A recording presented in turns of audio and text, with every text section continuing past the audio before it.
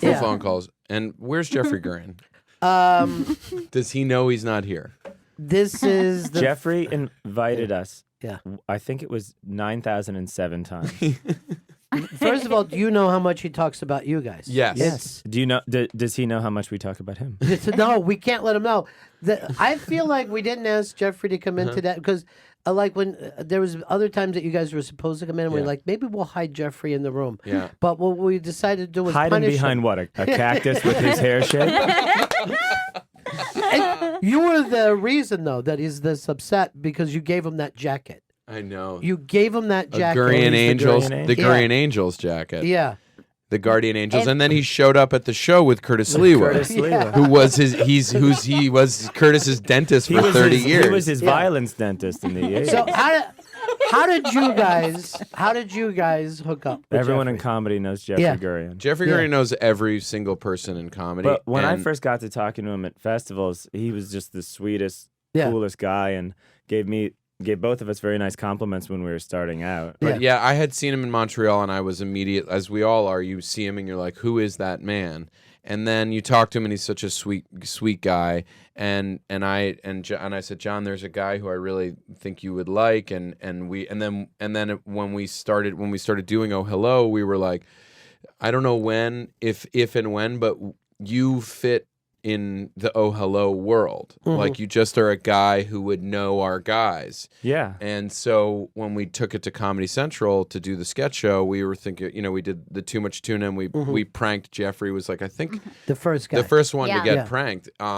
Because I think it was a nice transition where you're like, oh, this guy could be friends with George and Gil, but also is such a specific individual. And he's the Forrest Gump of New York. I mean, he knows everyone. Yeah. Everyone knows Jeffrey. Yeah.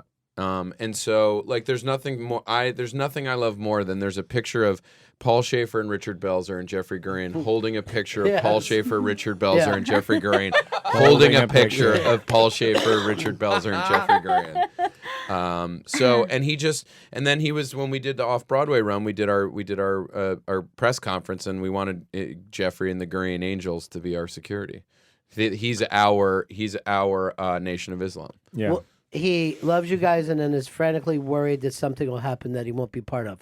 Yes. So he stays at a consistent thing of anxiety.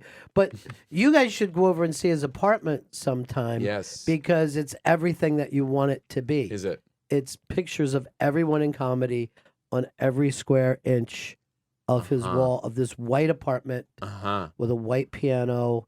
And then, like, why would he want white surfaces? Because then he can't find the Coke. But but no more, no more. Now he's done film. Yeah. But he lives this very surreal.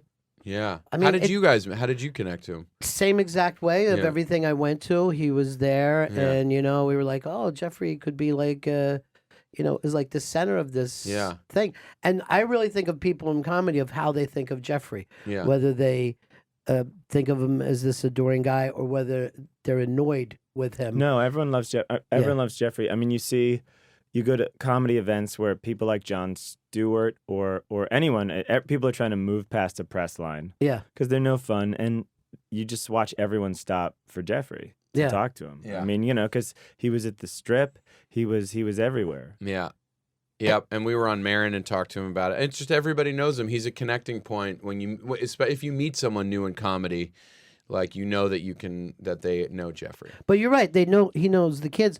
But like he wrote jokes for the old Catskills. Well, guys. that's the other thing so is he's a fan of comedy and a joke writer. Yeah. Yeah. So I've met some of the really old dudes that he's brought in, and they're like, these fucking stories are amazing. Yeah. Amazing. Yeah. And they was like, and that's when I met Jeffrey. And they would fly him out to different things. And this has been going on like he was a vampire. Like it's been going on for hundreds of years. Yeah. Yeah. If you watch City Lights, the Chaplin film, you see Jeffrey in the background trying to pick up a woman. He did. Is that Jeffrey in his house? Yeah, there he is.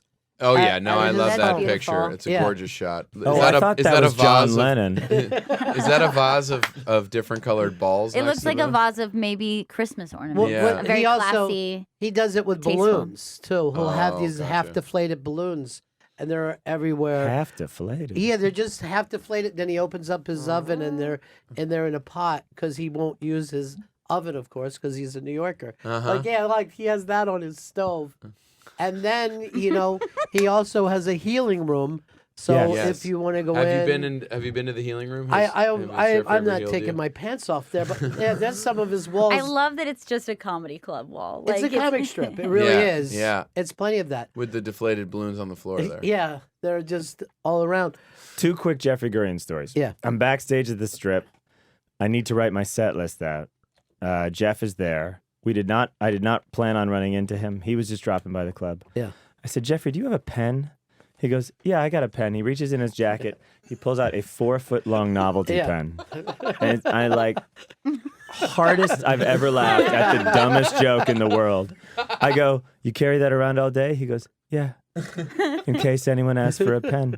He said in the 70s, people called money bread. So I would always keep bread in my pockets.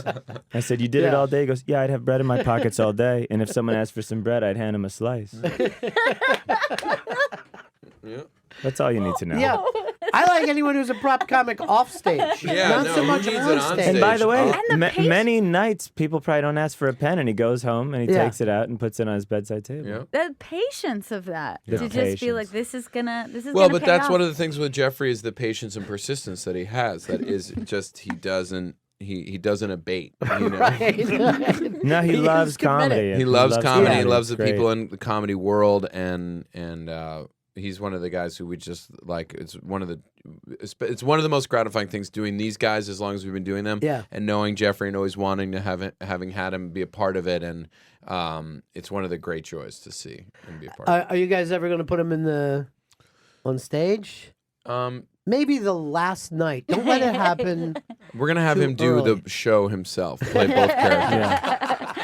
But it was really fun to have him do that press conference with us. Yeah. Well, he does he's gigantic fans and brings you guys up constantly. Yes. We love you, Jeffrey. We love you, Jeffrey. Wherever you go, but he also there's a certain amount of anxiousness of will I get to go backstage? Will I get to see them for the 2000th time? Yes, and there's a certain amount of anxiousness with us just not giving him a straight answer about that.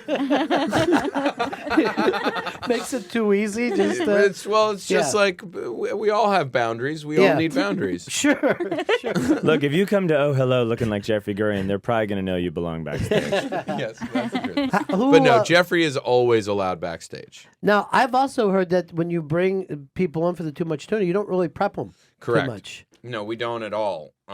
We have a conversation. I mean, we have a conversation with people. We have to let them know about one special effect lest they get hurt. Right. And so people come back, and like our guest last night was Geraldo. Wow. And which was amazing to have the night after the election, because he's known Trump for 40 years. Before the but we've had a crazy group of people come in so far. Like in the last couple of weeks, like Tina Fey did it, Stephen Colbert did it, Conan O'Brien, Whoopi Goldberg, Cuba Gooding Jr.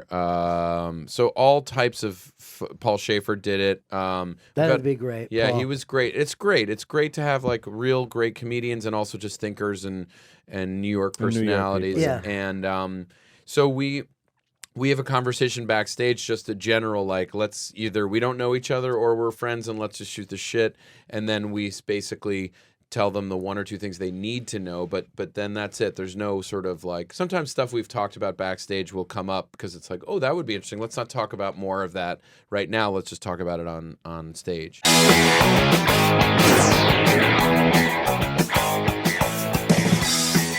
Hey guys, thanks for watching Comedy Matters TV. To check out some of our other videos, click on the boxes on either side of me.